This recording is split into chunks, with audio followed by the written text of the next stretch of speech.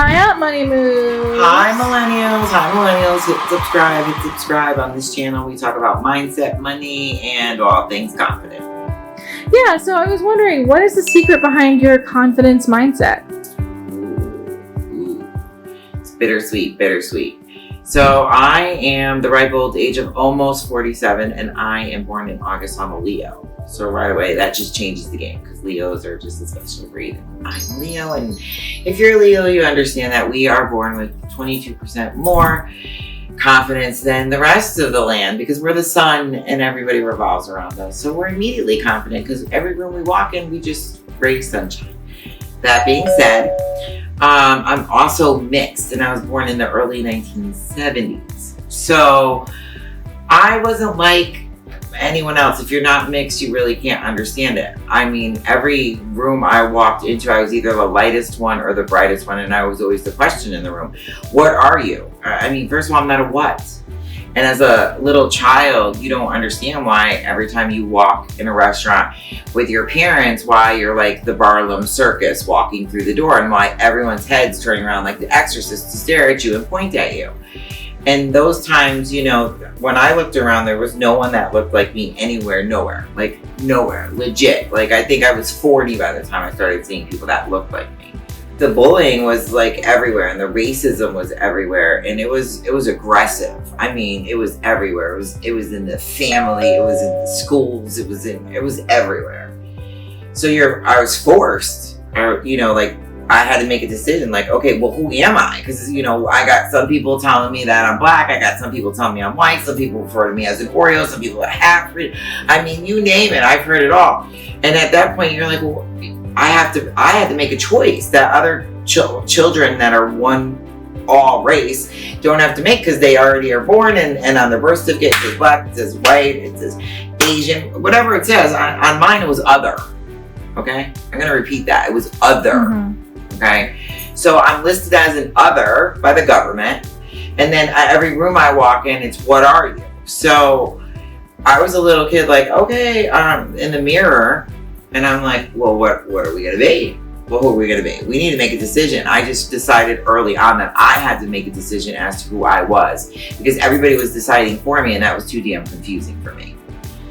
And so I became confident that I decided who I was. And that no way was I going to waver off that principle because I had to stand alone everywhere, no matter where I went, whether it was school, whether it's in business, whether it's any arena that I walk into, and it's still till this day. Yeah. There's not many mixed people around. We are a minority, and it's always the question.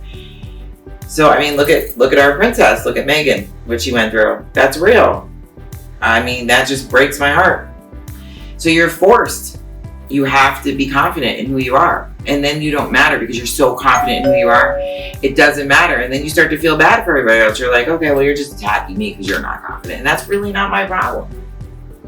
If you want to diminish your beauty to say I'm beautiful, well, you just diminished your beauty, not mine.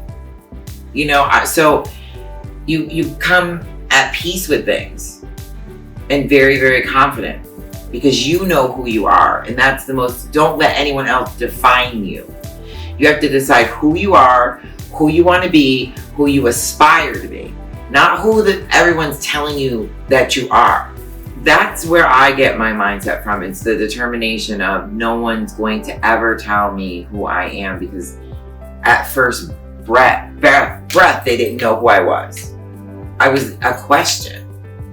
I'm listed as an other.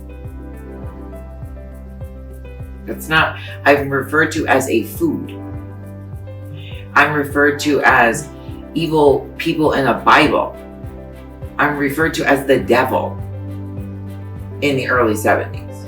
So it's a little different, and I don't wish it on anyone. So from those experiences, I've learned that was now an advantage. Because instead of having to wait till your teens or 20s or 30s or 40s when then you want to have this like crisis to figure out who you are, I figured it out very early because society made me figure out who I was. So the moral of the story is get a list. I love a list. And write down Who are you? What are your core values? What's most important to you? And you gain confidence from that. If you want to schedule a free 30-minute call, dial 1-844-224-2450. Hit subscribe, hit like so that this can reach more followers and more people like yourself. You can follow me on TikTok, you can follow me on Instagram, and you can follow me on YouTube. Ciao.